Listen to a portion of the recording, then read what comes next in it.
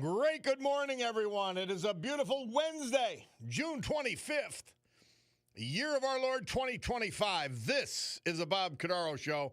I am he. Broadcasting from the United States of America. I can prove it.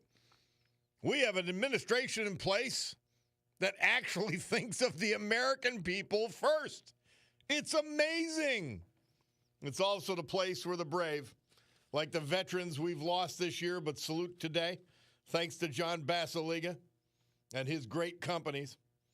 They've made us and kept us free, like Joseph Farrett of Old Forge, Michael Carney of Dunmore, Bob Jubay of Hazleton, Bill Stull, the Austin Heights section of Old Forge, Lieutenant Colonel Ronald Ashton, Bear Creek and Exeter, and James Caparoni, Exeter, the United States of America, founded with a certain knowledge and understanding by our incredible founding fathers that the government is not our parent. It shall not be. It will not be. It cannot be. They can't be our guide, our salvation, our direction. Not any of those things. But it's nothing more than a necessary evil we require to organize and protect society. The United States of America, the country where, for the first time in human history, freedom was declared to be an unalienable right granted to each individual by God. It was not something that could be parceled out to groups. Freedom was not to be controlled by government or government officials in any way. Our great American Constitution ensures and codifies freedom of speech, freedom of religion, freedom of association, economic freedom, and freedom of the press, whether they use it to lie or not. We know better. Now, armed with these freedoms, and only because we have them, a ragtag bunch of immigrants, rejects, and their progeny created the richest, most powerful, most culturally diverse and accepting nation ever to grace our planet Earth. America, the only place specifically invented and designed so that every American can live their life in the manner they choose, unlimited by their background, upbringing, race, color, or creed, unhindered by the government or those who would use government to control others for their own comfort, benefit, or power. Well, this Bob Cordaro Show, it is always going to be convincingly conservative, lovingly logical, proudly and passionately patriotic, and reliably right. And yes, the double entendre is intended. So with our commitment to common sense, we are gaveling to order this meeting of the Club for Common Sense, promising you a sanctuary of sanity for the balance of this morning. So I asked my mother, Cutie made some kind of pasta thing, and I'm not going to have it because I'm afraid if it's got garlic in it, I'll die. So I'm not going to eat it. So I asked, would you guys like it? And, well, they're off to New York City. Well, I can't wait till I get old parents. So I'll know where they are. But they're going with the Martins, better known as the Corleones, to New York City. And it's going to be a blazer there. And New York is on the top of my mind, not only because one of our executive producers, Mark Mayer, is there, constantly filling me in, but Bo Dietl's going to be on today because that... I mean, potentially calamitous mayoral race. Could you imagine how bad it is when Andrew Cuomo was the savior for New York City? That's how bad it is. And that the current mayor, who will be running as an independent, Eric Adams, and I mean, everybody knows he's corrupt. He's the more normal choice. Now, sadly, I'd love to give Curtis Sliwa a crack at it, but there are just not enough people to pull a Republican lever. But those are your three choices Cuomo gets to decide whether he runs as an independent. There's so many lines in a New York City election that you could hop onto one no matter what in the fall. So we'll see. You got to pray to God that Cuomo doesn't do that, because he's liable to siphon off votes and have this Mamdani sicko win. Now, he's got charisma. I've heard him speak. He's a snake oil guy. He's got all the words. Oh, equality. He's insane. He will destroy the city. Even half measures by him will destroy the city. And I was talking to Bo Dietl this morning, and I'm like, dear God, he shares the same fear. And it's like this, on top of 8 years of Bill de Blasio and 4 years of Eric Adams, you place this communist, left-wing lunatic Islamist, Jew hater. You place him in that office, cop hater. He actually wants to open government stores. Government stores. It's so insane you can't even make it up. Any cooperation with ICE, out the window. So we're going to talk to Bo at 11 o'clock, after the 11 o'clock news, about that. And I don't like to be surprising him with things, but I've got to text him one of these commercial breaks, because I'd like to talk about the P. Diddy trial. It's coming to a conclusion. My brother Ronnie texted in, I'll take the pasta. Yeah, all right. I'll bring it over Dunmore Lumber. Fair enough. Yeah, because Cutie leaves all this food in the refrigerator. So now yesterday, I go home. I behaved pretty well. I just ate chicken off of a chicken Caesar salad, which I didn't know was somebody else's lunch when I was at Cutie's salon getting my hair cut. And I ate all the chicken off of it, and they made me feel bad, deservedly so. So I didn't have to eat again, but then I come home, and Cutie's got the stem to stern loaded as if an army was going to move out and do advanced maneuvers. And there's nothing, just the way I was raised, and the time I was raised as well. You don't waste food. Throwing away food it's almost the ultimate sin. And so I just loaded with all this stuff. So I overate yesterday. And it wasn't anything I could share with Chauncey, but not to any degree. So I ate it all. These chicken cutlets and whatever, orzo. So anyway, so all right. So we pawn off the. It's fantastic, but we pawn off the spaghetti on Brother Ron, and we'll get it done. My man Mark Mayer says 85 degrees right now by South Street Seaport, and it's a concrete jungle too. So, I mean, it's even hotter than that. I'm thinking, man, my parents picked a bad day to go to New York City. We're 82 right outside the studio right now. Somebody says New York City was lost years ago. It's not worth saving. You know what? I comment. When I first got off of this, the home confinement, when I got home from prison, that was 13 months after that. I was on home confinement. And then I started doing some consulting work, which took me to Manhattan fairly frequently. And I just remember it was like I saw New York in sepia. You know, that vaguely yellowish color that when they do flashbacks?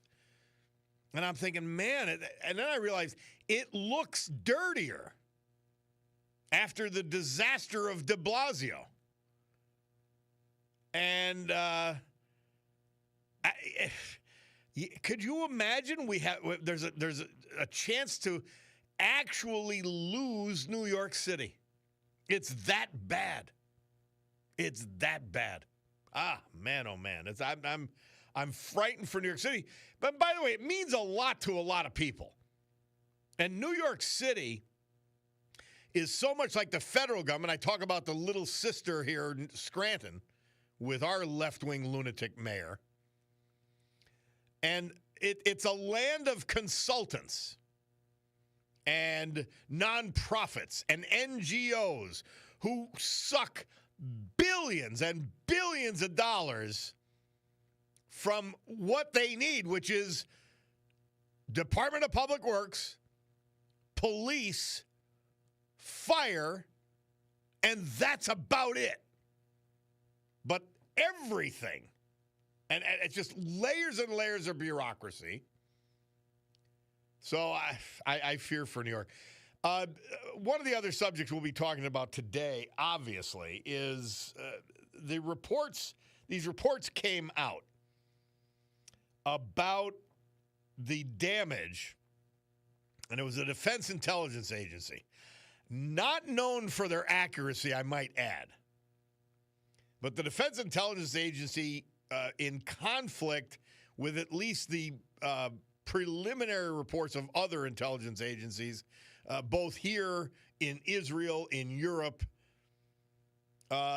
saying that not a lot of damage was done to these nuclear sites. And it is too early to give a complete assessment.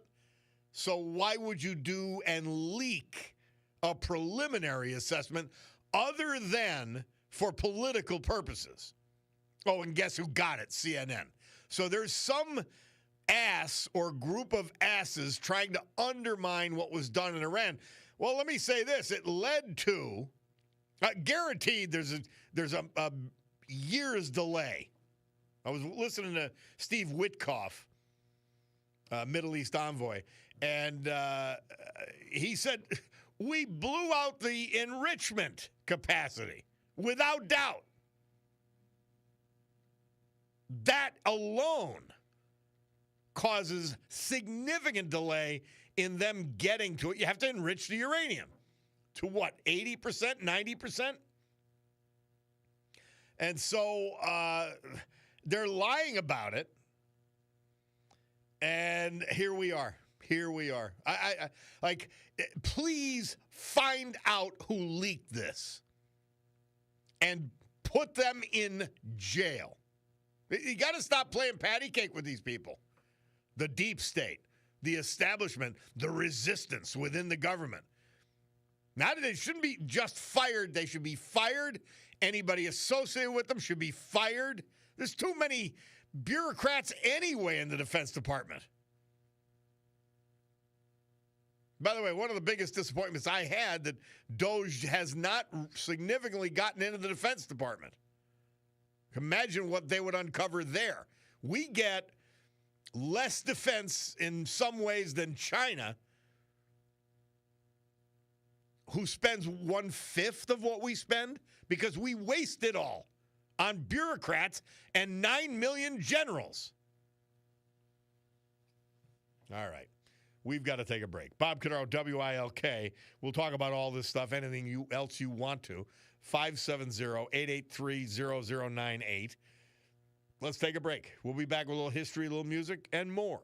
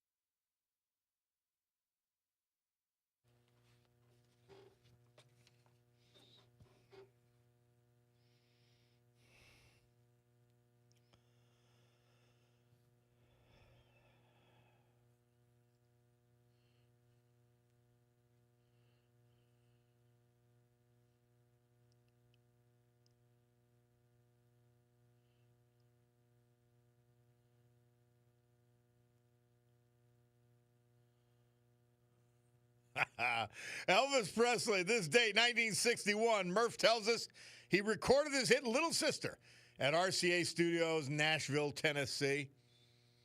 Bob Cordaro back on the eponymous program, and of course, Battle of Little Bighorn. I was in the studio when the morning news was mentioning, Nancy was mentioning it. George Custer and his 7th Cavalry wiped out by the Sioux and the Cheyenne. Montana is where the Battle of Little Bighorn. Who's the guy? Man, I read so much in prison, I can't remember all these things, but it was the Little Big Man. I think that described a guy who, it's a novel, historical novel, who survived the Battle of Little Bighorn. I could be very wrong on that, but it was an amazing book. Incredible descriptions of the Battle of Little Bighorn. Anyway, since I can't remember, I can't talk much more about it. Navy guy says, we dropped 30,000 pounds of explosives and no real damage. And remember, they're bunker busters. They're designed to go 150 to 250 feet into the ground. And it wasn't one of them. A total of, 14? Not bunker busters, but I think it was 6 bunker busters and a bunch of other Tomahawk missiles fired from a submarine. So you're right. Navy guy says he's skeptical of that assessment. And I glanced at Bill O'Reilly today, and I get a daily email, and he says, hey, come on. It's too preliminary to make the preliminary analysis that no damage was done. So it's, by definition, untrue. But and you know who they leaked it to, so you know it was a political agenda item. Not to keep people quiet about things. Somebody said maybe they dropped 30,000 pounds of bananas. Yeah, we might have to play that song today. It is one of my favorites. Yeah, so this nonsense and the people who do this kind of leaking.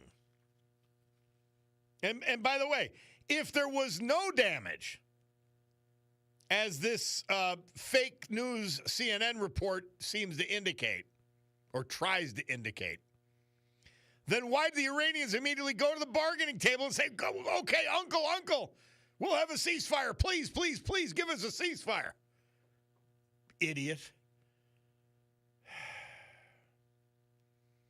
Fred Duckman says, hey, Bulldog, when Fred Duckman suggests a song, we usually try to play it. Maybe after the weather this hour. Here's the song, Please, Mr. Custer, by Larry Verne. Verne. All right, Bulldog, are you here? You listening to me? So sometimes he refuses to acknowledge when I'm talking to him. Anyway, maybe we'll play that song. Well, our Bacardo Jewelers, your Breitling, Oris, Longines, Michelle, Shinola, Luminox, Swiss Army Watch Store. Time is 9:32. We're going to take a break and listen to our great sponsors, hear more about them. We'll come back, a veterans tribute, and then more on the Bob Cordaro Show.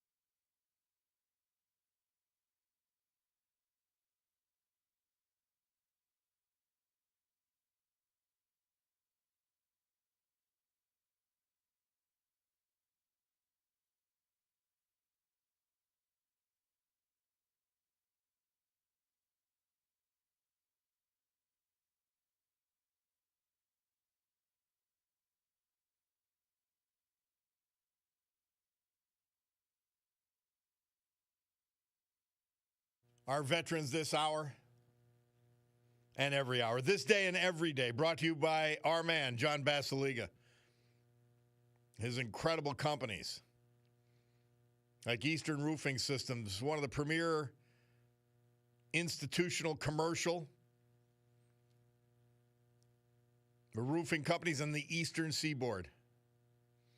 And they'll bring that expertise to your home here in Northeast Pennsylvania, Eastern Roofing Systems. Serenity Care, 4 incredible, brand new facilities, totally rebuilt, totally remodeled.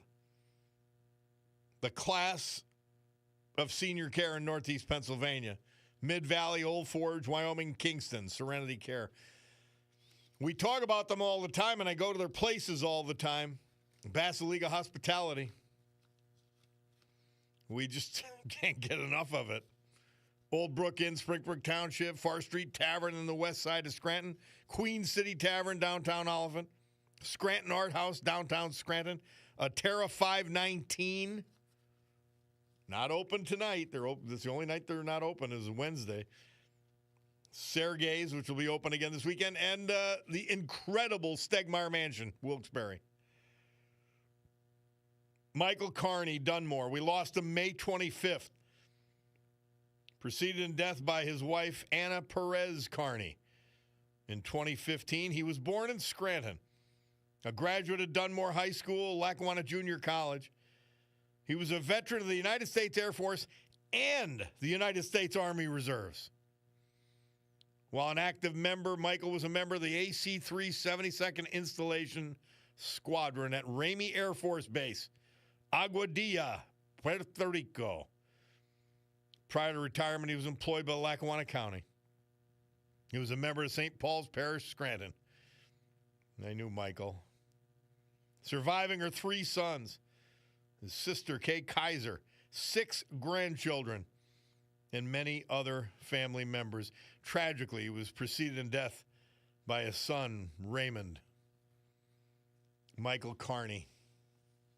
Joseph Ferret, age 91. We lost him May 14th. He was from Old Forge. I knew Joe. Great character. Born in Taylor, graduate of Old Forge High School. He was a U.S. Army veteran of the Korean War.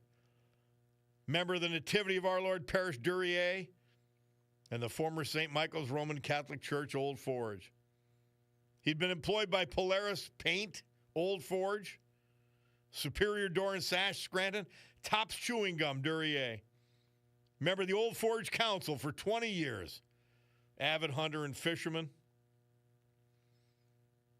Survived by many nieces and nephews. Preceded in death by 2 great brothers, John and Michael Ferret. John Ferret. Our great veterans today. Storm Tracker 16 forecast from meteorologist Joe Snedeker. Today, sunny and hot with a chance of afternoon showers and thunderstorms, high near 90. Tonight, partly cloudy, low 63. Thursday, partly sunny with scattered showers and thunderstorms, 83. Friday, cloudy and cooler. Chance of a shower by evening, high 75. That's not a bad weather report, is it? So I send these things to Bulldog, and we had a little problem with his phone yesterday, which is where I send some of them. But I've got it on my phone. So I'm going to play the first one that we didn't get to play before. This is Clint Eastwood in an interview. Movie character, really, who didn't wait for the other guy to draw his gun. Yeah, but it doesn't make sense. Why would you wait for somebody? American Westerns, I never could understand that. And I remember Don Siegel got in trouble when he was doing a film called The Shootist some years later, and he was working with John Wayne. The villain sneaks around the room, and John Wayne comes up behind him, and he says, "Then just shoot him." And he said, there's a long pause, and he said, John Wayne said, "You mean I shoot him in the back?" And he says, yeah, you shoot him, just shoot him, get rid of him, because you got 4 other guys in it. He said, "I don't shoot anyone in the back." And Don made a terrible error. He said, Clint Eastwood would have shot him in the back. And he said, Wayne turned blue. He mercy. And he said, I don't care what that kid would have done. I don't shoot him. The character was, I think, the first. All right, we found the song. Please, Mr. Custer by Larry Verne. Play it, Bulldog.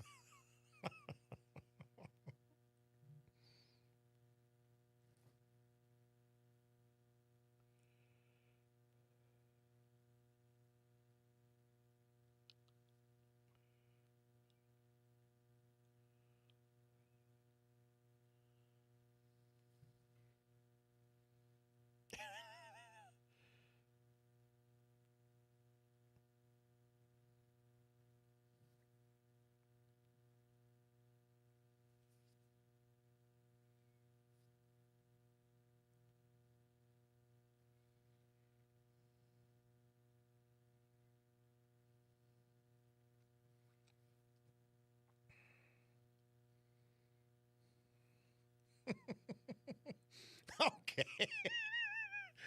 Fred Duckman, I mean, what is amazing, he somehow knows about this song, but he gives me my classical music that we're to play. And he's spot on about all of it, so it's quite a range. Somebody said, sounds like Homer Simpson. Oh, Lord. Somebody says, Bob, you forgot one sponsor. It's Procter & Gamble toilet paper. Have to We're sponsored.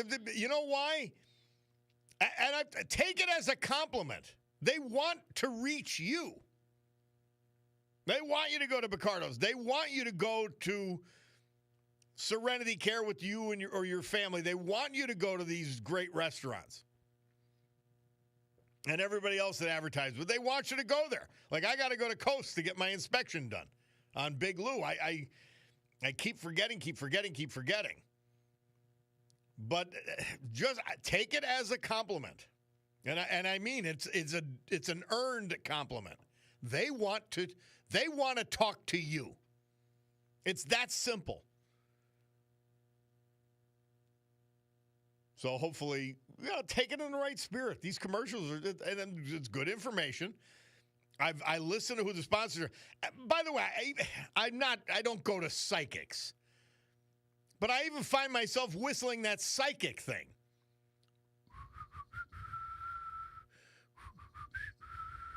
Don't you? You must. If you like whistling, my lips weren't wet enough. But they want to reach you, and you should be flattered. Somebody texting, good morning, Bob, LTS always, and thanks for remembering our veterans each day. I go to the local gym each day in Scranton except Saturday, and because this is a predominantly blue area, I heard a lot of talk about Biden when he was in. Gas price and the stock market aren't controlled by the White House. Now that Trump is president, the market is trending towards a new territory and gas prices are coming down. No credit given for any influence Trump may have had on these items. Go figure, says Music Man. Well, that's why we play these Democrats all the time who didn't have the balls. That's right, I said it, coyones, to do what Trump just did in Iran, to move the capital of Israel, or our embassy, to Jerusalem, who didn't have the guts to do any of the stuff he's done. They said it, they believed it, and now they're against it. To keep foreign invaders out of this country. Close the border. They believed in it so deeply, and now they forgot, and they're angry. And you have a bunch of Democrats. I mean, this Jasmine Crockett, I actually think if you go to some place and watch Jasmine Crockett, some sort of compilation, you will think she's kidding. If anyone is more ridiculous than AOC, it's her. And that's woefully difficult to do. I mean, you have to. Are these people for real? Is phony Chuck Schumer? Is he that phony? Yeah, they are. All right. Well, Picardo Jewelers time is 9:45. That means we got to take a break. Let's hear from more sponsors. The Bloomberg Money Minute, somewhere in around here, and then much more on the Bob Cordaro Show.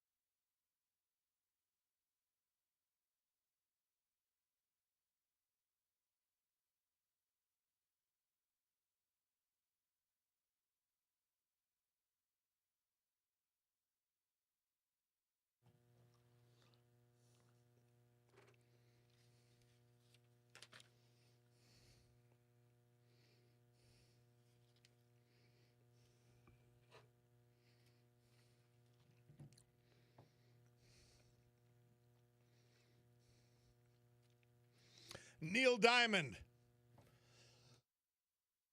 made his first appearance, television appearance, on American Bandstand. This date, 1966. He performed that song, Solitary Man. Tom from Dallas, who's a big-time contributor, he says, a song by Nathaniel Ratcliffe, I Need Never Get Old, is a good song and has an older feel. I believe you'll like it. But, Tom, if I break too much from the Murph list, I get scolded, and rightfully so. So I can't play Nathaniel Ratcliffe today. I just can't. Somebody said, hi, buddy. I kind of thank Bulldog for his sticky popsicle figures. He's there, mouth covered, blue or red, 3-day of heat wave. What? I don't know what they're saying, Bulldog, but they're talking about you. I don't know. Curtis Sliwa, the Republican mayoral candidate, I see him on my monitor. He can't win. And isn't that sad? I mean, New York was normal enough, New York City, to have a Republican by the name of Rudy Giuliani win, followed by Mike Bloomberg when he was a Republican before he went soft and goofy. Yeah, so anyway, scary stuff. I mean, it's only 2 hours. Please don't think we won't be affected by it. Do not think for one moment. I've been talking to you about this Islamist threat, and it's really true. We're not under threat from Muslims. We're under threat from Islamists and those who follow them blindly. I want you to think about this. The shrillest, dumbest voices in politics are on the left. They're prescribing insanity. Yet there's a third or more of the public will follow them over the cliff. So don't think it can't happen with them. I went through the cities in New Jersey that they control. We've talked about their control in Great Britain.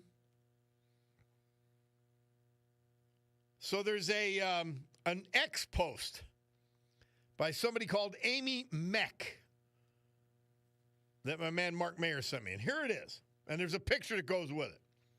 It says, right in the heart of Manhattan, a Zoran Mamdani voter sets up a Dawa booth, declaring New York City belongs to Allah, and lays out the blueprint for Islamic domination in plain sight.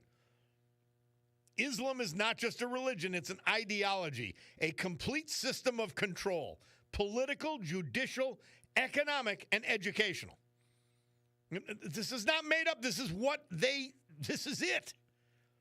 All other ideologies, Christianity, Judaism, Hinduism, Buddhism, secularism, democracy, are evil and bound for hellfire. She concludes, this isn't just preaching. It's a warning shot. They tell you who they are. Believe it. This is Sharia supremacy, unapologetic, unfiltered, and unfolding in your streets. In this case, Manhattan.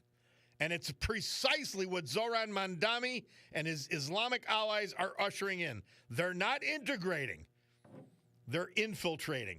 They don't want to coexist. They want to replace. Now she goes a little far, but maybe not. 9/11 was just the opening act. Now they're coming through the front door with voter rolls and campaign flyers.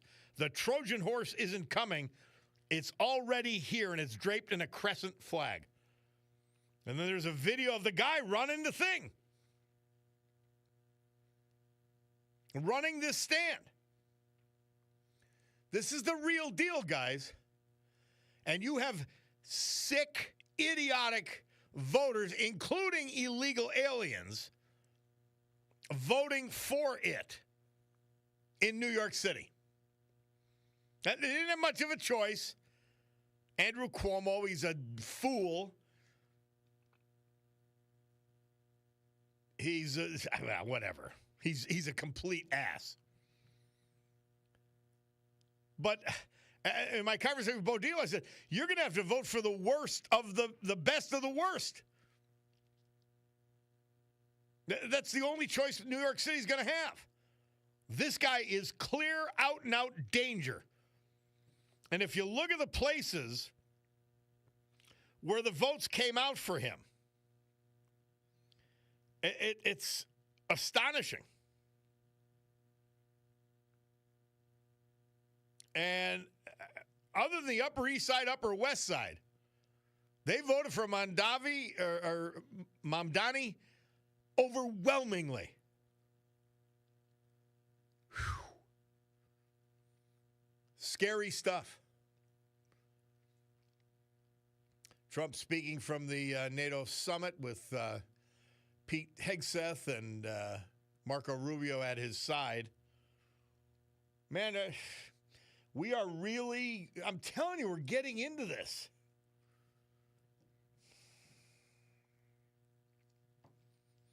Our guy, Rick Bigelow, he sent me this. We have a little bit of time.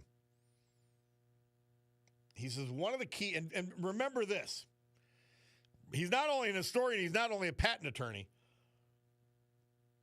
but his expertise both in the military and in civilian life was nuclear fuel, including uranium enrichment.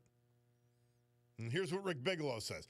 One of the keys I heard yesterday from Steve Witkoff, same interview I saw, was that the uranium conversion facility was destroyed. Well, conversion is a key component of the uranium nuclear fuel cycle. When uranium ore is mined, it is milled, crunched up, and transformed chemically into U-308. U-308 is then sent to a conversion facility where it is chemically transformed into uranium hexafluoride, which is a highly toxic and corrosive gas. Uranium must be in a gaseous form so that it can be enriched in the isotope U-235 in either the gaseous diffusion process or the gas centrifuge process. And he goes on with this process. And let's see what his conclusion are, because I might have to have him on to talk about this. Now, the question is, can they get materials they need from China or Russia? Rick Bigelow says probably, but that will take time. And who would want to work or building or operating a facility if they knew a submarine-launched cruise missile might appear at any time? So Rick's conclusion, and it's very technical, is, yeah, they got it. Caller from Waymart said, it's so sad, I'll never go to New York again. And I love New York City. Let's hope for election the next, when do they vote again? In September? And we beat Mamdani. It has to get done. We can't, this is a beachhead they cannot be able to possess. Radical Islamists. Radical socialists. He's the worst of every world we could imagine. He's the perfect storm, this Democrat mayoral candidate in New York City. If that doesn't get you to leave the Democrat Party, nothing will. Believe me. Okay. Ricardo Jewelers, your Breitling, Oris, Longines, Michelle, Shinola, Luminox, and Swiss Army watch store says our time is 10:02. Time for the news with Brian Hughes. We will be back. We've got a special guest.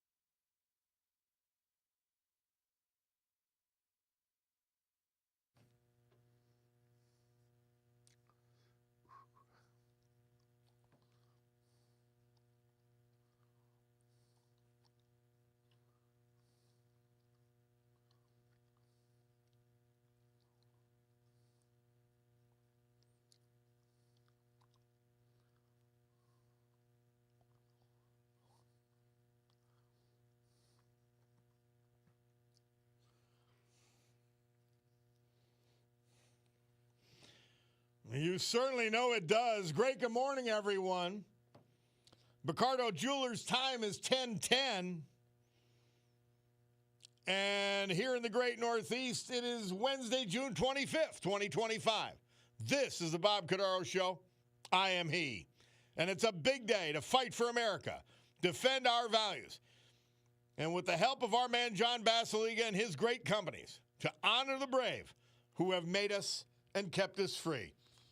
People like veterans we lost this year, but celebrate today, like Joseph Ferret, Old Forge, Michael Carney, Dunmore, Bob Jubay, Hazleton, Bill Stull, Austin Heights section of Old Forge, Lieutenant Colonel Ronald Ashton, Bear Creek, and James Caparoni, Exeter.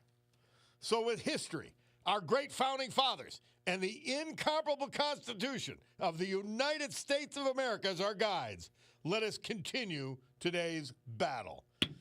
Gaveling back to order this meeting of the Club for Common Sense, promising you a sanctuary of sanity for the balance of the morning, because we owe it to you, and you need one. You see New York City going crazy. Wow. It is breathtaking. And it's not the only city. You have Islamists in charge in 4 cities, including Paterson, New Jersey, in that Garden State. Insanity. Well, we've had a guy named Albert Eisenberg who talked to us about how he found Hispanic votes for Donald Trump in the last election and how successfully he did so. Well, he's got a new article. It says, "My pacifist grandfather was murdered by Iran. Here's what the world should know." And here he is with us. Mr. Eisenberg, welcome back to the Bob Cordaro Show. How are you? Hey, Bob. Thanks for having me on. Well, you wrote this great article. I won't do an echo lead. I'll let you talk about it. Fire away. Yeah, I appreciate the opportunity to speak about, the issues. There's a lot going on in the world today, particularly with regard to Iran and the global terrorism that they've funded. And, I work on the political side, and I've talked to you about, how we can build, the conservative movement. But I did write something much more personal that I shared with you and asked to share with your listeners about the attack in 1983 that many will remember, first on the U.S. Embassy that killed 17 Americans, including my grandfather, Albert Votaw, who was a civilian employee of the government. And then the barracks attack later that year in Beirut, also funded by Iran, sponsored by Iran, that killed 241 of our service members, Marines. Just sharing with the audience, there's a lot of confusion and a lot of noise out there, but Iran has been in an active war with America for decades. I'm happy you started with that point, because I was talking about it yesterday. I said, they've been killing us for decades. They captured Americans at our embassy, took it over against all international law, and they've been killing us through proxies and directly for decades. What more do you want? Yeah, or you could add, they wake up every morning and chant death to America. Yep. So the proof is really in the pudding. So my point with the piece is for people to realize from a personal perspective, there are families like mine that have been reeling from Iranian terrorism, American families, both civilians and military families, for decades, for generations. Really, this is before I was born. I was named after Albert Votaw. I never got to meet him because of Iranian-funded terror. And they just need to realize that the America First position has to be defending Americans. And Iran has been in an active, battle with America, and there's no excuse for it. There's no excuse for killing civilians. There's no excuse for blowing up our military in Iraq and elsewhere. So people who are claiming the America First mantle and are soft on Iran, or claiming that Iran could be trusted with a nuclear weapon or could be trusted at all, are completely wrong on this issue. Now, your grandfather, as you mentioned, he was not some invading conqueror. He was a civilian employee of the U.S. government. That's right. And he was killed along with 16 other Americans in 1983. I bet a lot of people listening will remember waking up in 1983 on April 18th and remember that attack on the U.S. Embassy or the attack on the Marine barracks in Beirut in October that year, or in 1997 when Iranian trained terrorists blew up the U.S. embassies in Dar es Salaam and Nairobi in East Africa, because this has been part of their playbook, attacking civilians globally and Americans. So, we can't equivocate on that. And there's, we should have learned this from Neville Chamberlain. Appeasement is the road to hell. And I think Trump really took the right step and played this all masterfully. And there's a lot of families like mine who, across the political spectrum are feeling at least some sense of justice, because, you can't – the idea that Iran would be, turn into a North Korea of the Middle East with a hostile regime with a nuclear weapon is really scary for the world. And I think this is Trump's most presidential chapter. And I tell the audience, and I think most of them understand and get it, not only do they say death to America, they say that if they get a nuclear weapon, they're getting it to use it, not to have it. Yes, it's hard to imagine a more belligerent regime with more power. And Europe has been feckless. All of the Gulf states, all of our allies know this, but they're scared and they don't want to say it. And Israel, Germany's foreign minister says Israel's been doing Europe's dirty work, and it's absolutely true. So for people who remember these attacks and similar attacks on U.S. military when we were in Iraq, thousands of U.S. service members killed by Iran, directly linked to Iranian-backed proxies. Just know that when you hear people saying that the America First position is somehow to de-escalate or trust Iran, that they are really paving the road to hell. Scary stuff. Now, you had mentioned in the article that your mother didn't even talk. It was too painful for her to even mention the name Albert. And you've overcome that over time, and you've learned about him. But what does that tell you about how raw this kind of terrorism is on the people affected and their broader families?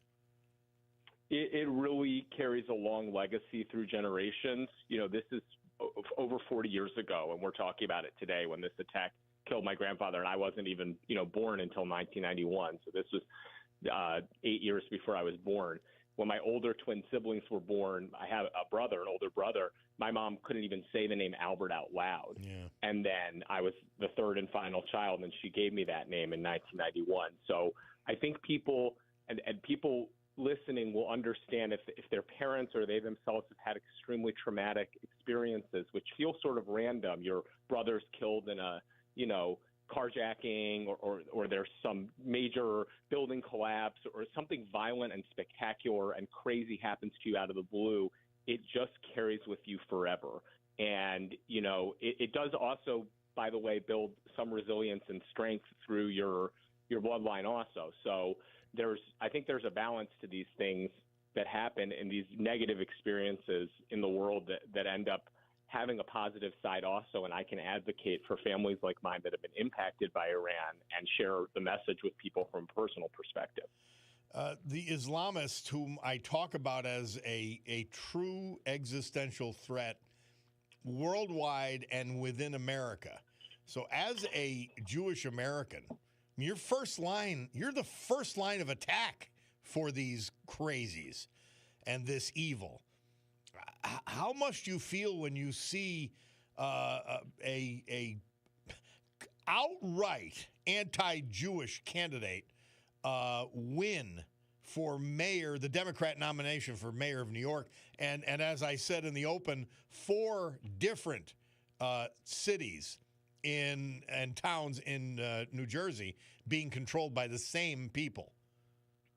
Yeah, it's a lot. It's a lot to carry. I mean, so my grandfather, Albert, was actually an American Quaker. He was born in Media, Pennsylvania, from a long Quaker family. So that is my one non-Jewish grandfather, and he was killed violently by Islamists, as you mentioned. And my other 3 grandparents, my mother's mother and my dad's parents, were Auschwitz survivors from Europe. So a lot of history in my family bloodline, a lot of resilience and overcoming things. And, you know, it's a scary time, and people need to realize it's not just about Jews, because you're right, it's the frontline attack. But I mean, they say death to America, death to Israel.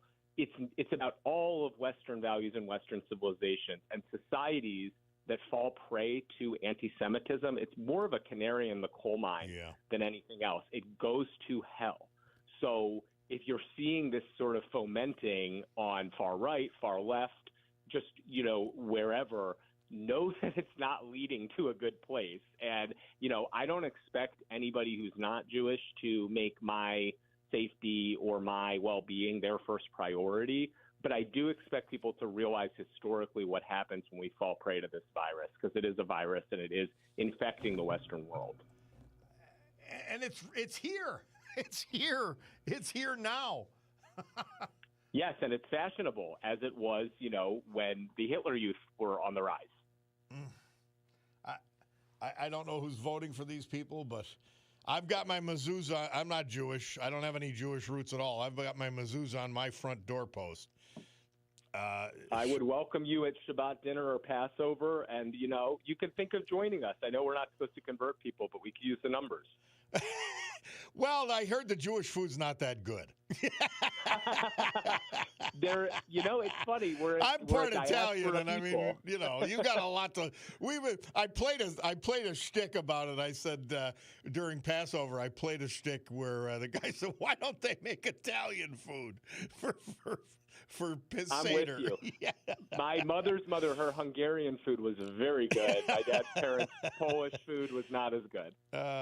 Well, the articles, "My Pacifist Grandfather Was Murdered by Iran. Here's What the World Should Know," by Albert Eisenberg. Where could people find this article? It's on the Free Press, thefp.com, or you can look at my Twitter, Albydelphia, ALBYDELPHIA.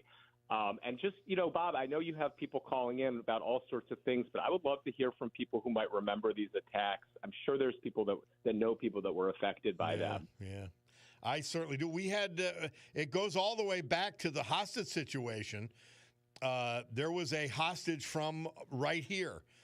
He was a CIA guy. He got caught up in that, and he lived the whole deal. He lived the whole hostage deal in 1979-80. Incredible stuff. But I thank you, Albert. Our pleasure. We'll have you on again anytime you'd like. Albert Eisenberg, our guest. Thank you, Bob. Keep swinging away for us, would you please? Always. No choice. All right. Exactly. They don't give us one. All right. Albert Eisenberg, his article, "My Pacifist Grandfather Was Murdered by Iran. Here's What the World Should Know." You can find it on the FP, the Free Press. It's brief, but it's good stuff. And he's out there fighting for conservative values with Latino voters particularly. We'll take a break on the Bob Cordaro Show. We'll be back.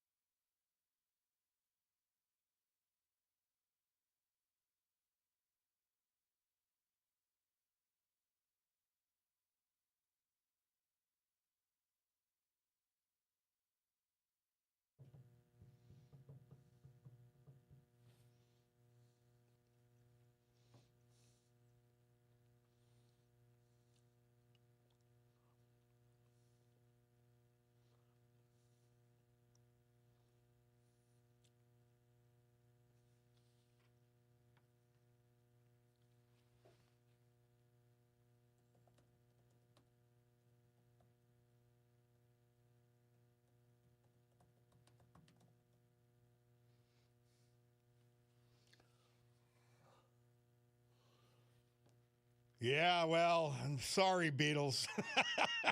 As Harry Truman just pointed out, evil and hate.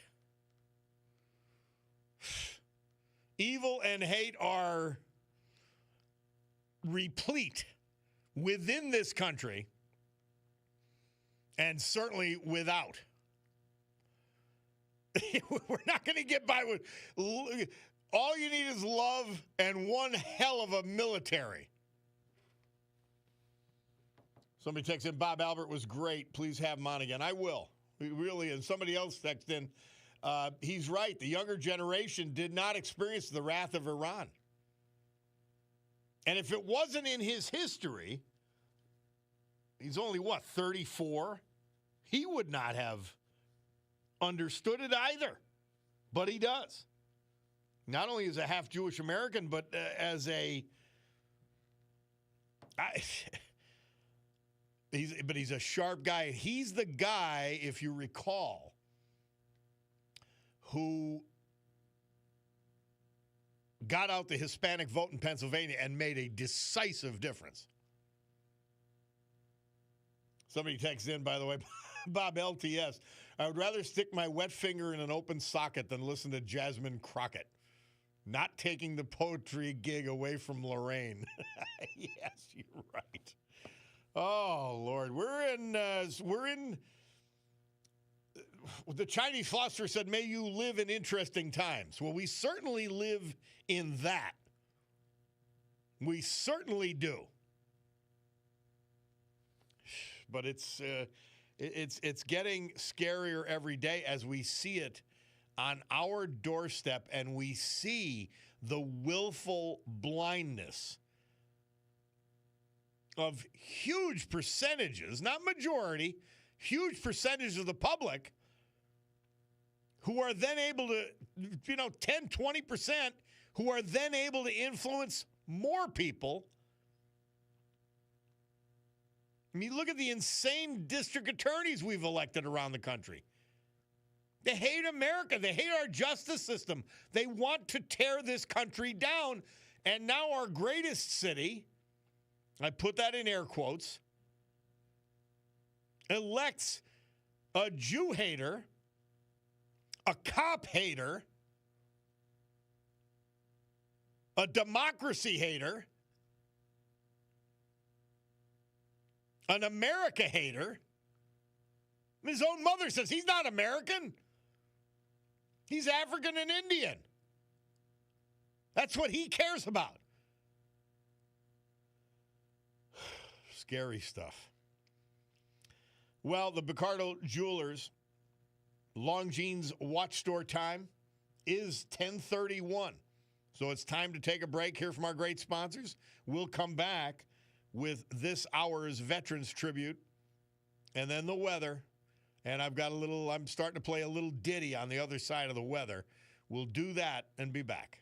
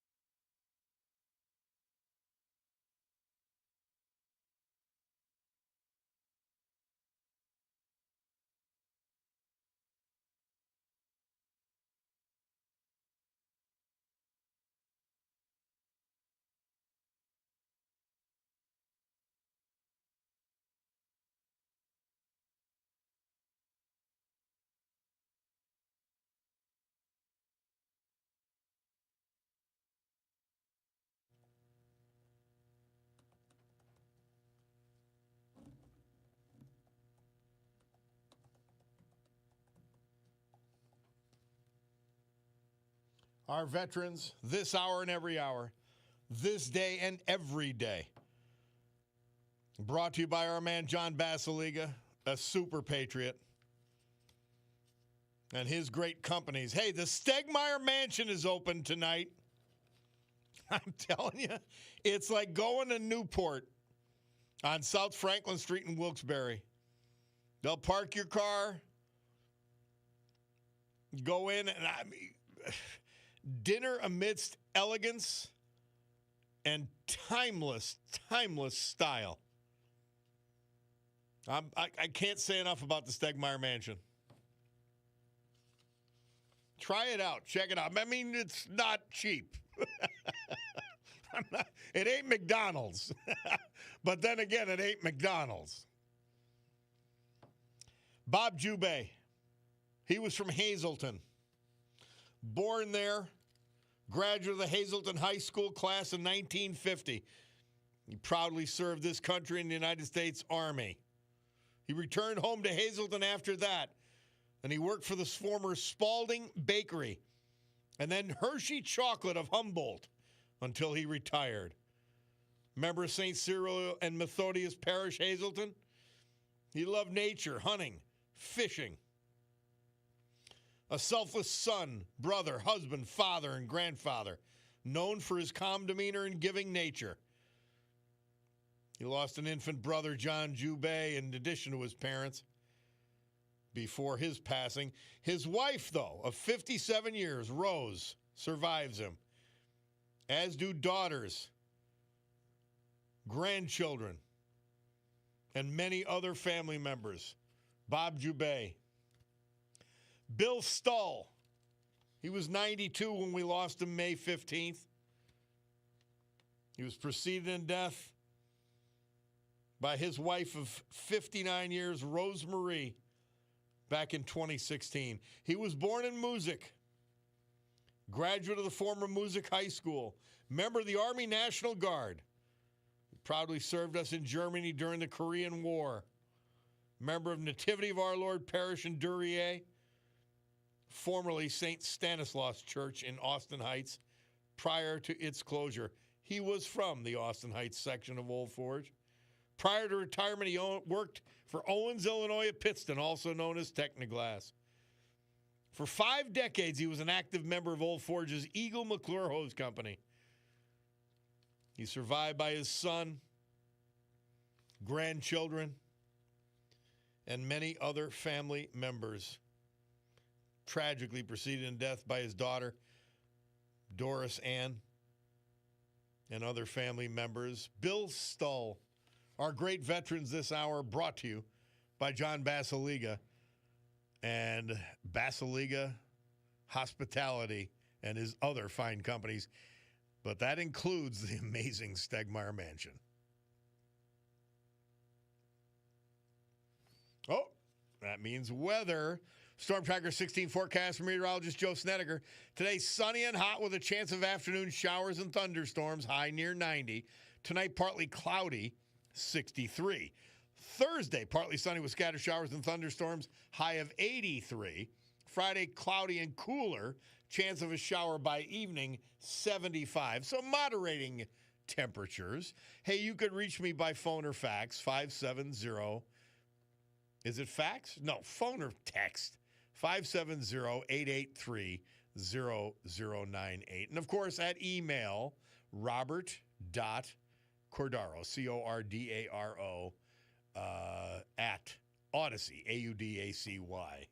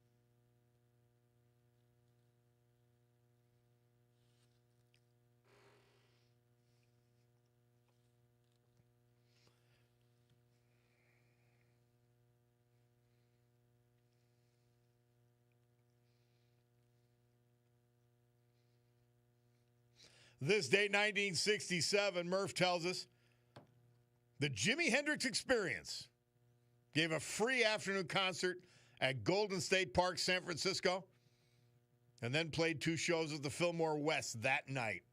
He picked Hey Joe, which that's a great song. Oh, what a great song. Bob Cordaro back with you here on WILK. Our Bacardo Jewelers watch time is 10:40. And let's go to TJ from Wilkes-Barre. They've got something going on tonight. TJ, how are you, my man? Fighting the good fight as best I can, Bob. Thank Just God. like you, sir. Thank God. So anyway, tonight at 6 p.m. at the Wilkes-Barre Township Firehouse at 150 Watson Street in Wilkes-Barre Township, I invited the council people, Walter Griffith and Tom Muska, to come meet the people that weren't able to go to a couple of the party events. And we have a divided party, as you know. And what I'm trying to do is say, hey, listen, let's air out everything. Anybody have a grievance? Let's talk it out. Let's figure it out. What are you going to do for us if we get you elected in November? Mm-hmm. Because a lot of times people get disappointed and they're not inspired to vote. That's why we only have 30% turnout. People, if we can inspire them and say, oh, my God, they're lowering our taxes. We're getting rid of the Dominion machines and we're going to have paper ballots. And, oh, my God, we've got ICE coming into the jail. Like, give us something to inspire us. What are you going to do if we get you in office for us, the conservatives? Yep. And we're going to ask them some hard questions. And that's good because we have an open communication, and that's where everything starts. We can't say everything's hunky-dory because we know it's not. But we have to start coming to the table with conservatives and patriots and start working together with Republicans instead of reaching across the table with Democrats because they're insane. So why should we be looking for Democrat votes when we're not going to get them when they should be looking for Republican votes? You're getting plenty of Democrat votes, though. I'll tell you that. But yes. You're right. I know what you're saying. The people who are running for office as Democrats, by and large, the people who are voting for Democrats consistently, they're gone. You're right. They're unreachable. I always say, like, listen. Look what happened in New York City. We're in a scary place, and I always say it, TJ. But for the kind of things you guys do, it's coming to a theater near us. Without a doubt, and that's why I always stand up. And you know what? They're lighting so many fires around, and we're running out trying to put these fires together. If we could ever get our act together and work together and start being in fear of them and start doing our Judeo-Christian values and conservative values, we don't have to ask them for votes. There's so many votes. There's 7 out of 10 Republicans that don't vote. Yep. It's easier to get that horse to drink at the watering hole it's already at. Why go to another watering hole? You're wasting your time. So come to my event tonight. Start working with other groups within the Republican Party, and let's start getting our act together and start negotiating because nobody's 100% right or 100% wrong, but we're mostly the same. Let's get our acts together, and let's stop the pettiness, and I'm part of it. I poke the party in the eye all the time because I want them to go out there. I want them to door knock. I want them to have events. I want them to do the stuff that I'm doing. I don't want to do it anymore. I'll help them do it, but not because they say. Don't even say that. Well, all right, we're out of time, but tell us, tonight, 6 o'clock, that great Wilkes-Barre Township Fire Hall, fantastic. Thank you. All right, man, thank you. Appreciate it. Bye-bye. Hey, we have Steve Sillage. He's the president of the Abington Rotary Club. Another event taking place next week. Or is it next week or 2 weeks, Steve? Next Thursday. Wow. July 3rd. Already. Yeah, I know. Oh, my gosh. Tongue in cheek, 4th of July fireworks, that means the summer's over, doesn't it? I know. It's supposed to be the beginning of summer, but man, I don't know why I thought about it today. I go, my gosh, it's June. We have July and August. That's it. Yeah. Well, we're getting it with this heat, so it's summertime. Yeah. Well, one of the great events of the summer is the Abington Heights, the Abington Rotary Club. fireworks on July 3rd this year. Tell us where, what time, and any other information you want us to know. It's going to be at the Abington Heights Middle School. Starts 5:30, July 3rd. Fireworks usually go off about 9:30. We're going to have about 15 food vendors. This is our 40th year doing the fireworks. I looked it up after our last conversation. Neat. We knew it was a long time. Yeah. Oh, I think about all the work that went into it and keeping a tradition going, and a great tradition. I've had the opportunity to go to it a few times, and people put their blankets down and just hang out and just enjoy the evening. And the addition of the food vendors really makes it extra special. It does, and it's, I'll tell you, selfishly, it's nice to not be under a tent slinging hot dogs all night. But Yeah. it's actually pretty neat. A lot of the people park in the field across the street from the school, and it's almost like a tailgate. They're up there, like their blankets and their cars, and everybody has a really wonderful time. So, are you guys on the? Do you have a website? We do. Easier to go on our Facebook page, Rotary Club of the Abington. That's where we update a lot more. Typically we'll have our events posted there. We have any kind of community service events, that type of thing. We'll always post on there as well. So they check out Facebook, Rotary Club of the Abingtons, and they could make sure they get every detail they might want. You feel free to do one more call next week. I am stunned that we're already here. We're on the eve of your July 3rd event. Wow.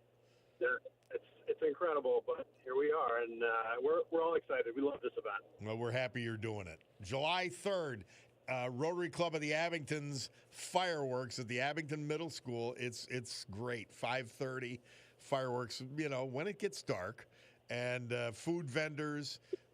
Bring a blanket. Have a blast. I think it's a great event, and we appreciate you having it on this 40th anniversary of it.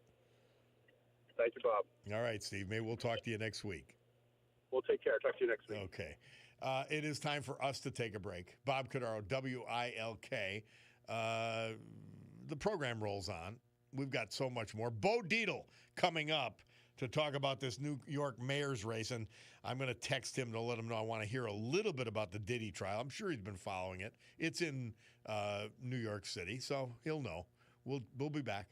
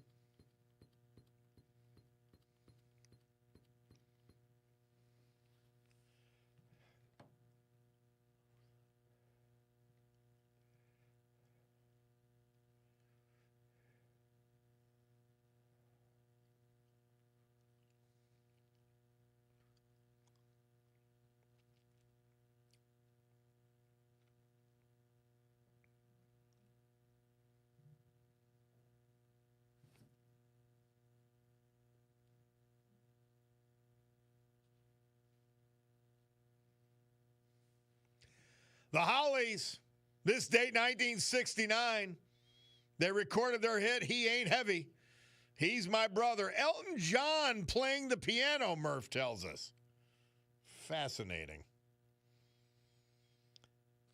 Mayor Jamie checking in. And so is Tommy P. He's on patrol.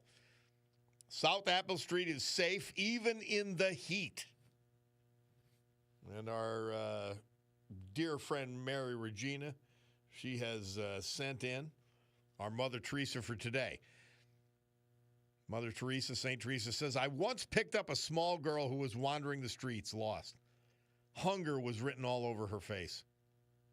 Who knows how long it had been since she had eaten anything. I offered her a piece of bread. The little one started eating crumb by crumb. I told her, eat the bread. She looked at me and said, I'm just afraid that when I run out of bread, I'll still be hungry. You can't, I mean, man, if that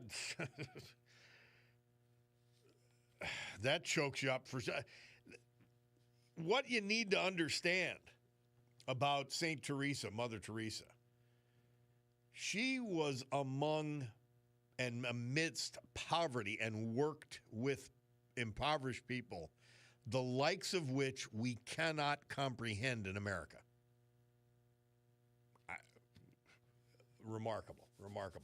By the way, as we lead into the Bo Dietl interview after the top of the hour, somebody texted in, I believe the issue with the New York election is all the young people that voted for this guy are too young to remember the condition of the city before Rudy Giuliani. It's always been relatively clean and safe in their lives. They don't have a historical context of how bad it was. The sad thing is they are about to find out. I hope not. It's not too late yet. Picardo Jewelers watch time says 10:58. Let's go to Joe from Berwick. Joe, we got about a minute, my man. Fire away. Hey, Bob, first of all, I remember Farrah Fawcett well. I was just, becoming of age as a young man when she was still very popular. But the other thing is, after the Bo Dietl interview, I'd like to call you back with a veteran who I work for. I'm going to see if he'll agree to it. He's a post-World War II veteran. He's one of those guys who went to occupied Europe after the war, and that's where he served his time at, and I just think he'd be interesting to talk to. Sure, anytime. Doesn't have to be today. It could be tomorrow. We're good. Okay. We'll free up some time. I'm working for him today, and I'll be with him. So no problem. Yeah, I was thinking after Bo Dietl, I'll try to call you back, and we'll see if we can squeeze that in. No problem, my man. No problem. Thank you. Okay. All right, my Thank friend. you. We'd love to talk to him. All right. Thank you, Joe. So, as we approach 11 o'clock on the dot, and I look at my Picardo watch, that'll tell me exactly when it happens. And it happened just now. Picardo Jewelers watch time, 11 o'clock. That means it's time for the news. Let's hear Brian Hughes, what he has to say. And then we'll come back with Bo Dietl on the New York City. And I texted him. I think he could talk a little bit about any subject, but maybe we get him on the Diddy trial as well. But this mayor's race it's a harbinger of calamity. We'll take a break and be back. It's the Bob Cordaro Show.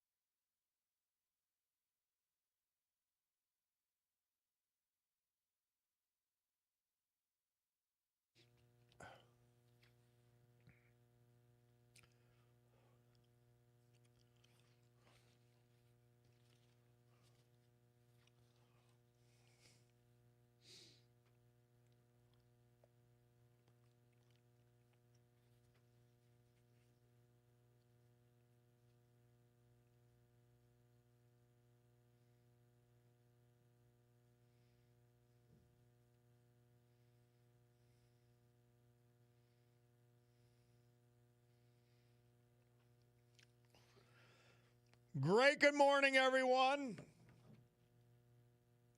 Cordaro Jewelers watch time is 11:08 a.m. here in the great Northeast. This sweltering but beautiful Wednesday, June 25th, 2025. This is the Bob Cordaro Show. I am he.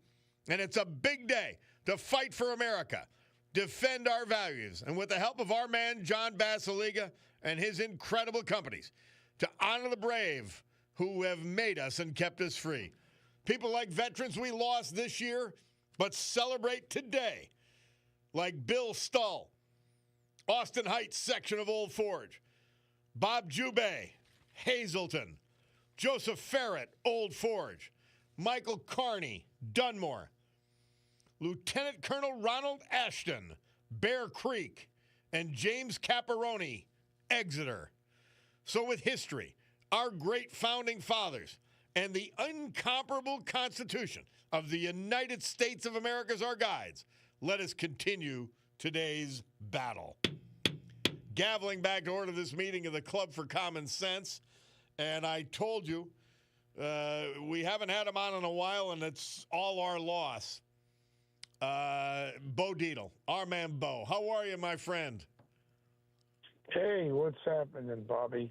Hey, Bo, an election yesterday that should give the whole country pause with the nomination, essential nomination of the Democrat mayoral slot to Mondami, who is, he's an avowed anti-cop. He's avowed anti-Jewish. He's avowed anti-American. He's all of that, and here he is. Wow. Well, you want to know something? I feel like I'm at a funeral because New York City, if this guy gets elected in November, I'm looking for a place in Florida. I'm moving out. Yeah. And I'm telling you something. A lot of people say the same thing. What happened yesterday is a friggin' disgrace. This guy back in the end of February had 1%. He goes on social media, and these little idiot punk kids on Instagram, Tiki-Taki, and all this crap, they see this guy and he's baloney, giving everything away, $30 an hour minimum wage. Give it all away, free this, free that, free that. And they listen to this garbage. That's the biggest problem, is the social media with all these punk kids, and including my children who are on this Instagram and TikTok. This is what they listen to. And this is what happened in New York. When you have a guy who's an avowed hates the Jewish population, and that's another side. 20% of the Jews of New York, Democrats, voted for this guy. Oh, my I God. just can't understand. Are these people mentally gone? This is what's going on in our country. And this is a prelude of what happened in Europe. Look at England. Look at France. Look at Germany. Look around Europe. They are under control of these Muslim populations. And like I said not too long ago on your show, by 2050, half the population of this world is going to be Muslim. And here we go. The greatest city in the world has a hateful whose father's a, and I'm going to use the word scumbag. I'm sorry. I know your audience is a class audience, but I have to use that word. You can use it. His father is a terrorist, racist piece of garbage, and so is Zohar Mondambi. This guy never held a job. Now he's going to be running a $115 billion corporation, New York City. Are we nuts? And right now, the only thing that we have left, I love Curtis Sliwa, but if it was a four-way race, I've been supporting Curtis. If there was a four-way race, Curtis had a shot there. But in reality right now, you know what's going to may happen? I may have to go and do oral sex with Eric Adams. Because you know why? I'd rather have Eric Adams in there than this Zohar. And on top of it, I would rather even vote for Big Bird de Blasio over this guy. This is how bad he is. Bo, it is scary. It's for a lifelong New Yorker, for a guy who defended New Yorkers, for a guy who worked on the World Trade Center, somebody who's had a life like yours, it has to be stunning. My heart is broken. I love this city so much. This is the capital of the world. How dare these ignoramus people in this city vote for this piece of garbage? He's an anti-Semite. He talks about the destruction of Israel, and he says if he's the mayor and Netanyahu wants to come to the city, he's going to arrest them. And these people, and these morons, especially the liberal Jewish voters, they come out 20% and vote for this son of a gun. Bob, I'm just crazy. I don't want to say things that'll get me in trouble, but I'm thinking things. I'm thinking bad things. Again, it's a head scratcher. And when you told me, I didn't realize that. But I saw the areas where he received votes, like Bed-Stuy and other places, overwhelmingly voted for this clown. It's just such an unbelievable. And you know what? Where was Plughead Schmuck Schumer, the senator from New York, and Kristen Gilbert, and the governor? Nobody supported anybody. It was just like it was a game, and just let whoever get. I knew this was coming. I've been talking about this for weeks. This guy's on a roll because I know how they work this social media. Because all these punk kids, all they know is TikTok and Instagram, and look at the bull crap on it. This good-looking piece of garbage with a lot of – the guy's never held a job. And I'm going to give you this. I'm going to give you this. Where's the money coming from, Zohar? Where's the money coming from? And then he wants to dismantle the police department. Oh, that's another one. And then he wants no bail at all. This is just you know what? You're going to pick up a paper maybe one day. You know, I may be famous again. Put it that way. 'Cause I am crazy. Bo, I got my friends on one of my text things sent me, there was something on X, and it showed the Statue of Liberty covered in a burqa. I mean, it's real. I'm not even laughing. If you don't understand, I am just so like someone put a knife in my heart. And I will work. And as a matter of fact, I'm going to Washington on Tuesday and Wednesday with the Homeland Security. I just got appointed by the president. And I reached out to Steve Witkoff and to reach out to the president. I want to meet with them. Whatever I got to do in this city, we've got to join together. And if the president's going to bless Eric Adams, fine. You know what Eric Adams has to do? He's got to do an act of contrition. Yeah, I screwed up. Yes, I did. I hired garbage people. Yeah, they did some bad things, but right now, this city needs me. We cannot have a person like Zohar Madami, whatever the hell his name is, run this city. And I'm going to tell you something. Whatever I got to do to support Eric Adams now, I will. And you know what? I may look like a hypocrite. Yes, I am a hypocrite. I will do anything. You want me to take my pinky finger off for this piece of garbage not to get away? I'll chop my fingers off like in The Godfather Harlem when I play Tommy Lucchese. Cut two of my fingers off. Yeah. By the way, that show is back, and it is fabulous. Godfather Harlem. Well, Bo Dietl plays Tommy Lucchese. Really, Bob, I'm like in a fog.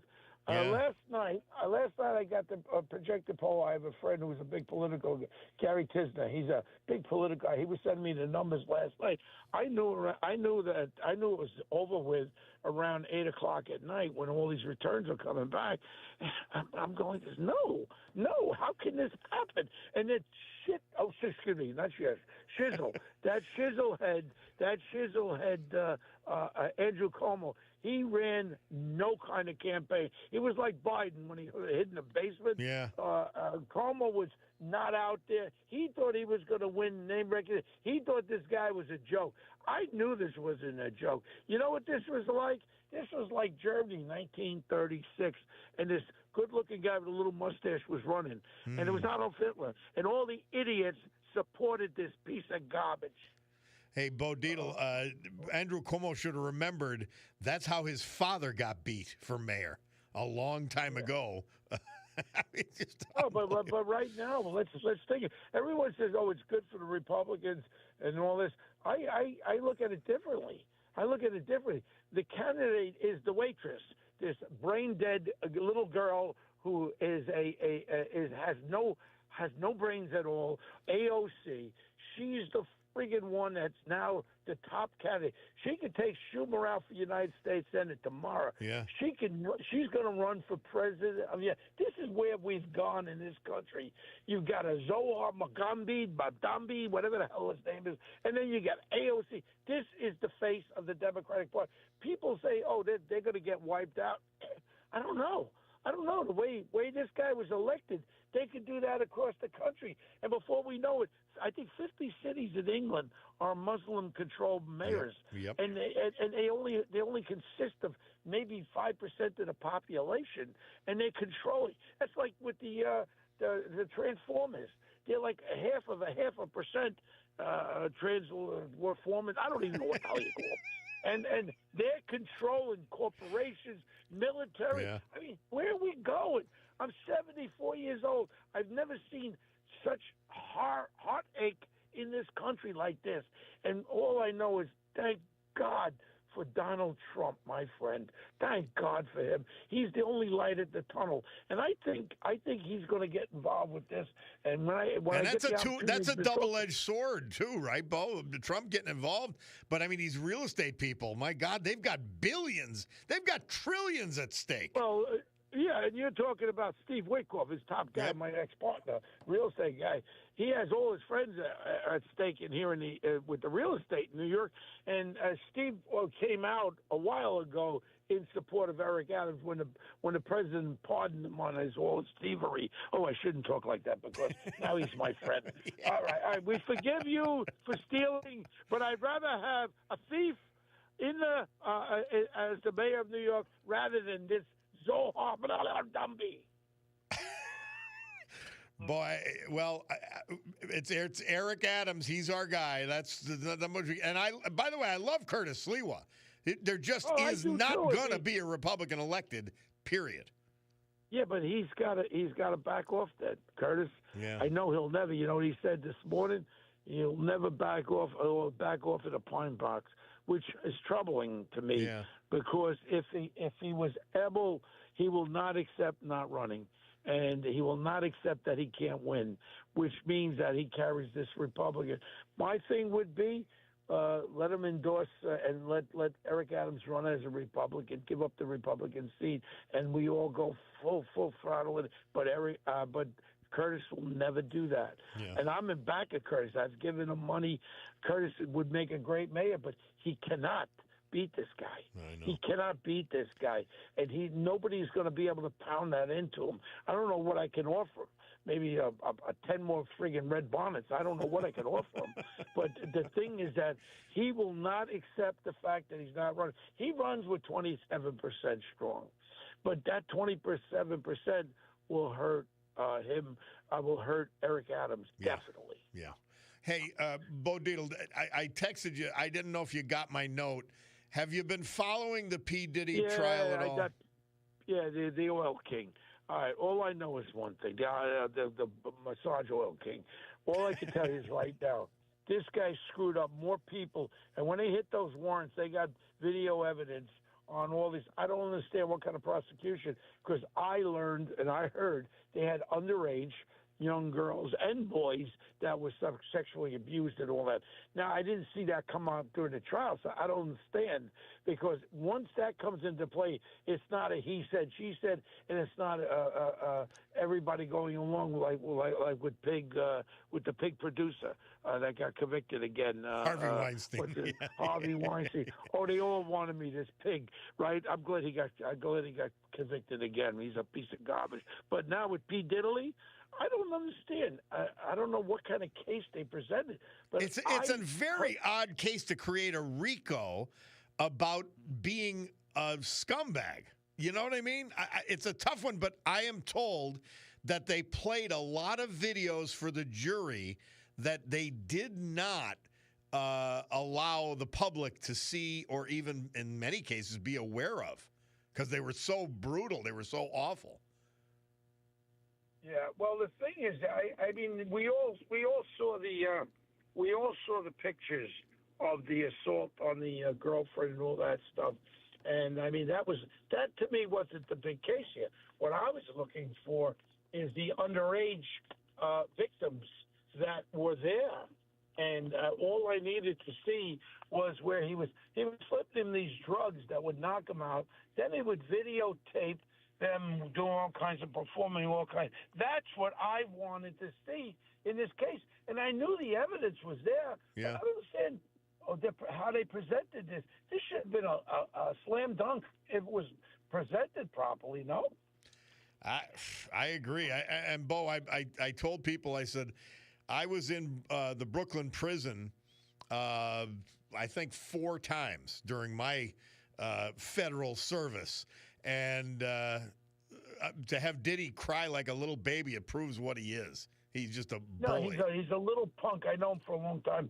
When he got locked up in the CCNY with that riot that he had back in the 90s. The nightclub. I was the one that I was the one that brought in the lawyer for him, and you know what he was? He was a bully again. But he got everybody whacked out of their heads. He was always whacking people out with these drugs, and then once he whacked them out with the drugs, he was able to control the person, and then what he would do is videotape them so he'd have some stuff on them, so he would be able to control them more. You know? Yeah. Well, Bo Dietl, you got a city to help save. Your work is cut out for you. Obviously, anything we can do from this end, it matters. I mean, you're only 2 hours east of us. We'll feel the effects. I don't want to tell you what I'm thinking, but all I can tell you is that this city, if this guy gets elected, this city's finished, and the city as we know it is finished. And the stupidity, the moronic sense of people voting for him is beyond anything. Yeah. Oh, scary stuff. Bo Dietl, thank you as always, my friend. We appreciate it. And I apologize to your listeners about me being so upset like this. I don't like to offend anybody, but it's at a point where, you know what the president cursed the other day? It was about time he cursed. Yeah. Because you know what? He's doing such a great job, and what he said was, I applaud him. He was a little potty mouth like I am. But you know what? I applaud him. Yeah. That's it. All right. Bo Dietl, thank you, my friend. Always a pleasure. All right. We'll take a break. Bob Cordaro, WILK. Let's hear from our great sponsors. A little history, a little music, and then you, 570-883-0098.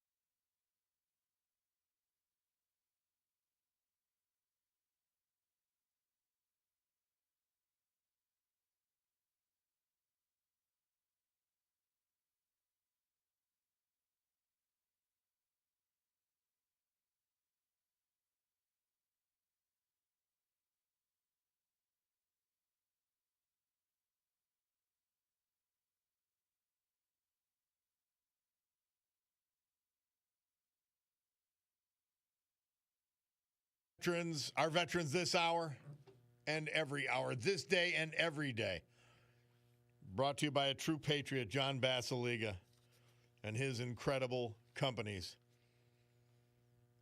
How about Eastern Roofing Systems? One of the premier and biggest commercial roofing companies in the Eastern Seaboard. Guess what? They bring that expertise to your home here in Northeast Pennsylvania. Then you've got Serenity Care.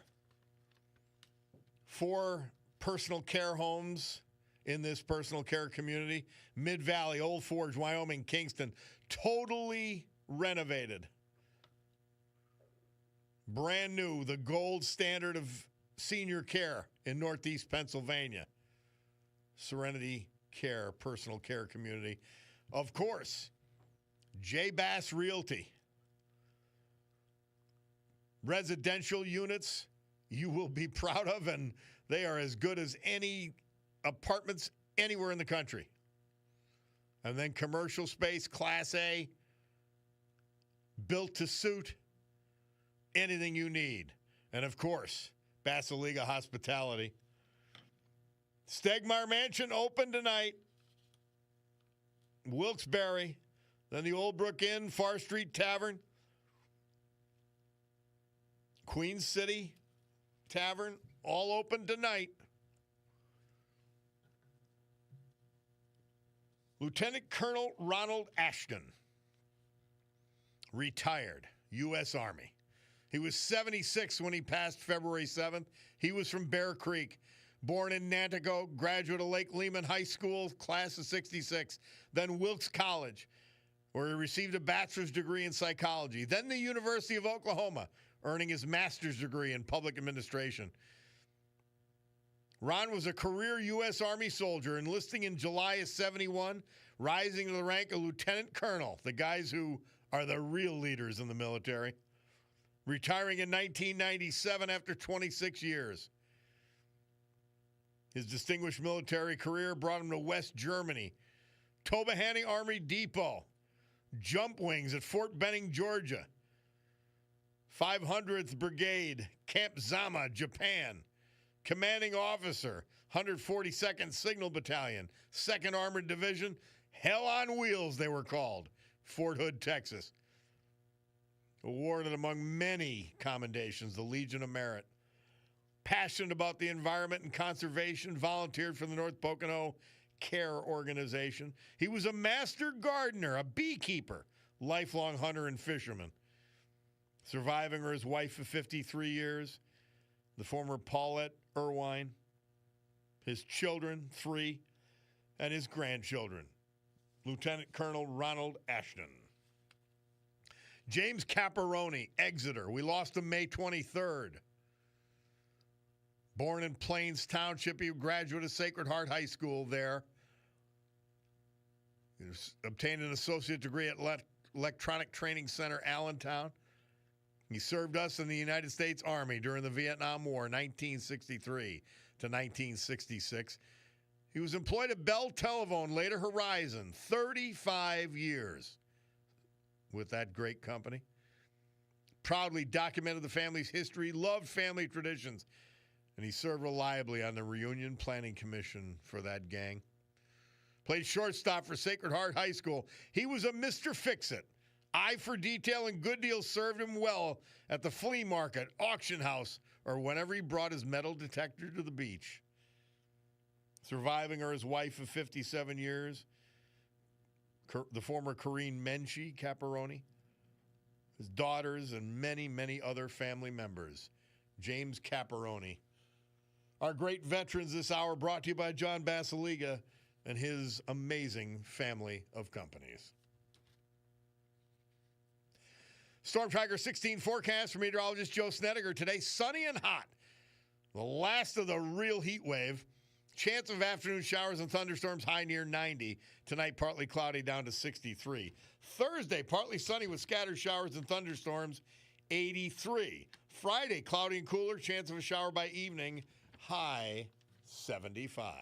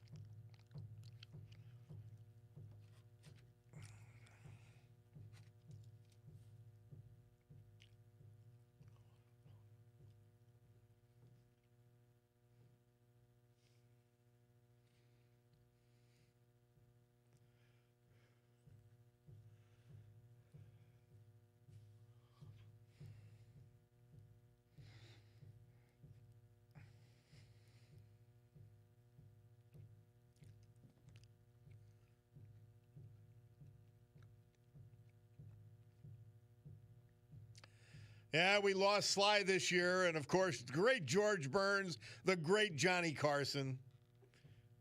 An amazing exchange.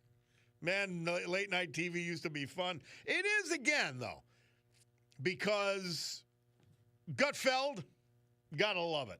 By the way, I told you my dog Chauncey. You remember the story about the Mastiffs? There was 10 Mastiffs at this house, and they shut it down, took the dogs away. Well, Chauncey was going to protest, but as Sly and the Family Stone said, it's too hot. So he gave up his protest, and he's home in the air conditioning. Let's go to Max from Dixon City. Max, how are you, my man? Unbelievable. They're voting for the Zohan, just like in that movie. I don't know. It's unbelievable. Unreal. The headline of the New York Post, say it ain't Zoe. I mean, we're joking about this. Isn't funny. They brainwashed the population in America to the point where they're, electing a guy like this. I mean, this guy is full of hate, hates Jewish people, hates white people, hates capitalism. He wants government supermarkets in New York City. Yep. The people persecuted by this man are voting for him. So it just goes to show the brainwashing, how effective it is. And it has to be the Soros money, that contributed to that. We see in Europe, they did the same thing there. It's being run by a small minority of people dominating, the natives. Yeah. We're seeing this in New York. This is 100 miles, to the east. It will come here. It will come here, and I think people are overblown about the rail lines because I think they could get here an older Toyota too. But man, this is our neighborhood. It's our backyard. It's our front yard, actually. And if history's ever taught us anything, it's that people will turn this radical left. It will turn people radical right. And I've already seen it starting. Yeah, you're right. People are sick of it. And we're going to turn to somebody maybe we're not fully equipped to handle, because we want an immediate decision made on this. It's an invasive species. You destroy an invasive species, but you use something else that you might not be able to control in order to do that. And I think we're at that point. That's a very smart point. I don't think we're there yet. A lot of the left would say, "Oh, Donald Trump is already that," but it's not even close to what we're concerned. No, he's not. Not even close to what you're concerned about, Max. Because I share the concern.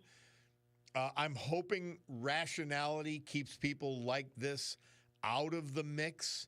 But when the Democrat Party, our major party, is seriously talking about an AOC for president, when they're against our national defense outright, when they're against our cops outright, and then now they're voting someone who's against everything America stands for in our greatest city.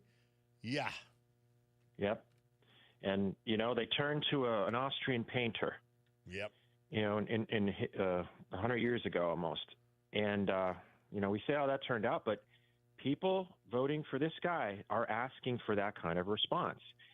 And a lot of us will have no choice to turn to that in order to get rid of this threat. Look at now. We've got no choice in New York City other than Eric Adams, who's horrible. Right.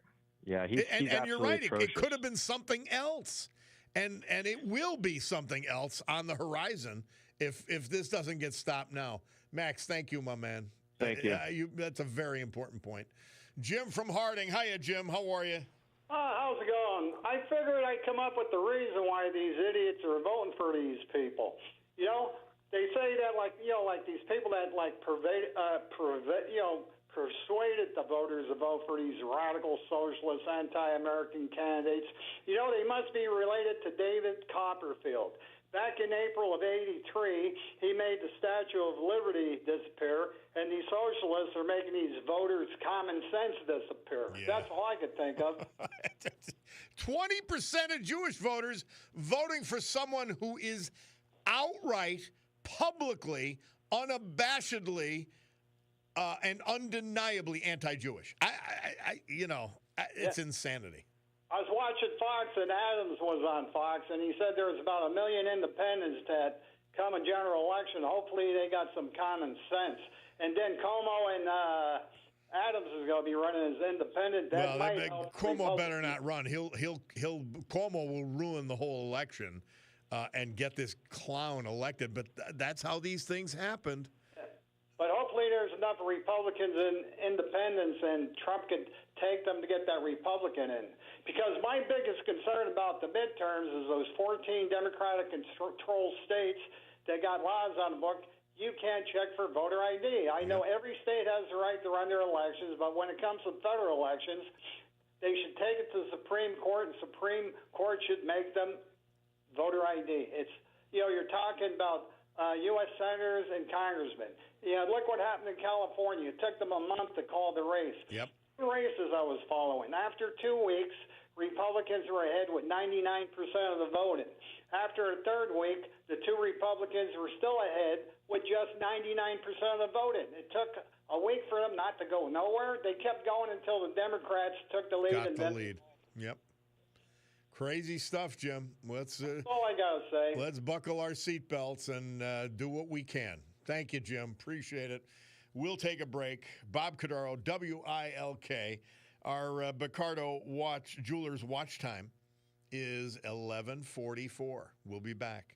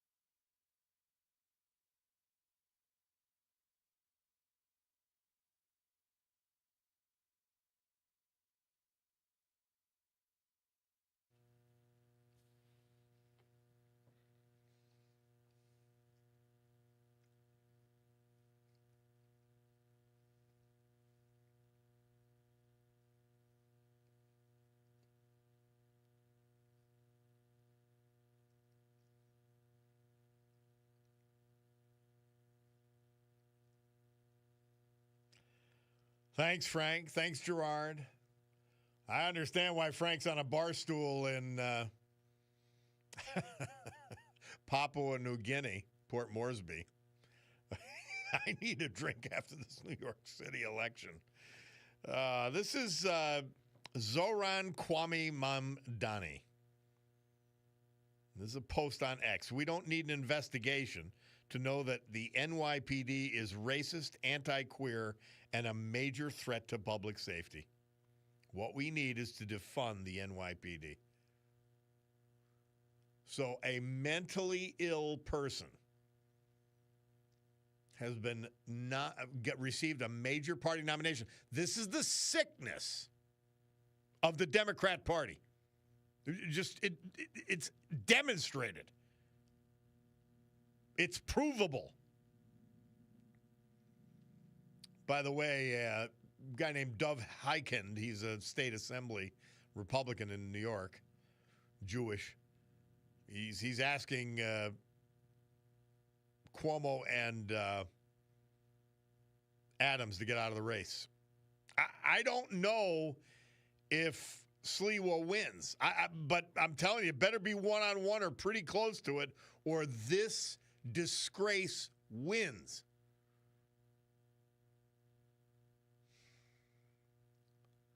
Unbelievable. Now, Nate Silver, here's a reliably Democrat ass, the guy who does his own polls.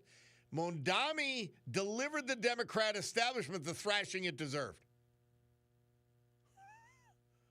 Unbelievable. Woo. That trouble will reach us. Somebody says you don't have to have a car payment, car insurance, place to park, or any of that if the train comes. They don't have any of that.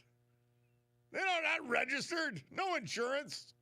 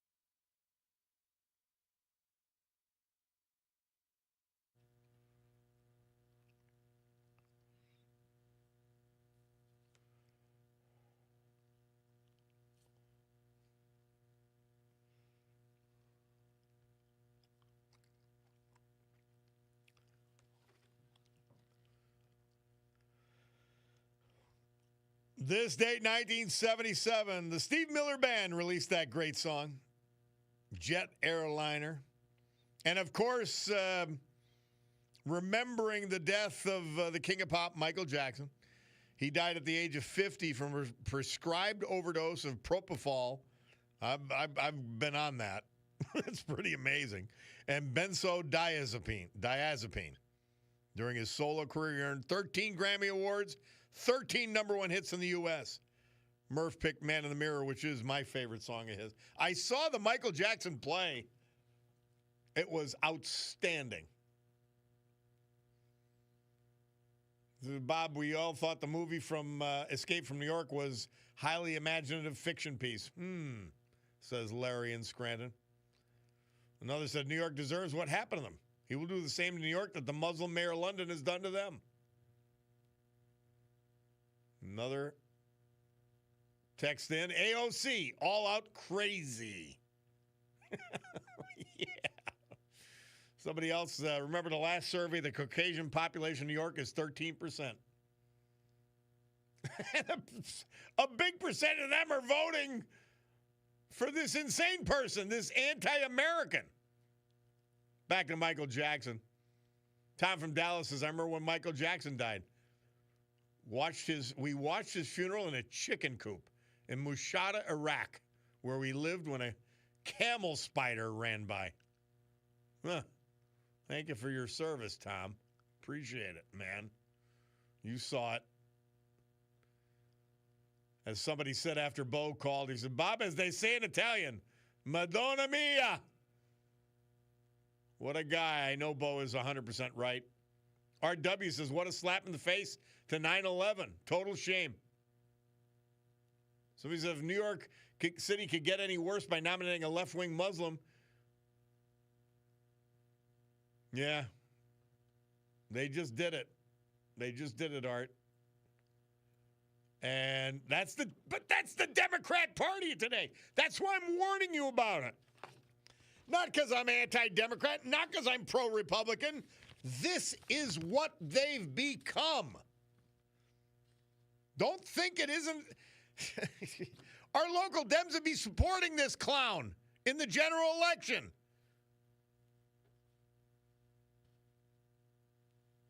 We'll see. Maybe New York could be saved. Maybe not. Our man John Reba texts in, sending us on, we played Jimi Hendrix today. Says, when the power of love overcomes the love of power, the world will know peace. Well, I hate to say it. Great thoughts, but it ain't going to happen. That's the human condition, and the human condition is not changing. Love of power will drive savages like this Mamdani to destroy everything we've built and created in this country. Scary, scary stuff. Final mention of our veterans brought to you by our man John Basiliga. Bill Stull, Austin Heights section of Old Forge. Bob Jubay, Hazleton. Joseph Ferret, Old Forge. Michael Carney, Dunmore. Lieutenant Colonel Ronald Ashton, Bear Creek. And James Caparoni, Exeter. There's hope. Just saying these names and reading about them and telling you about them tells me there's hope. There's hope even for the sick, almost critically ill Democrat Party. God bless us. Well, as we approach 12 noon on our Ricardo Jewelers watch store clock and my watch, we bid you adieu. And we gavel to close this meeting of the Club for Common Sense. Have a great afternoon, guys. God willing, I'll be with you tomorrow.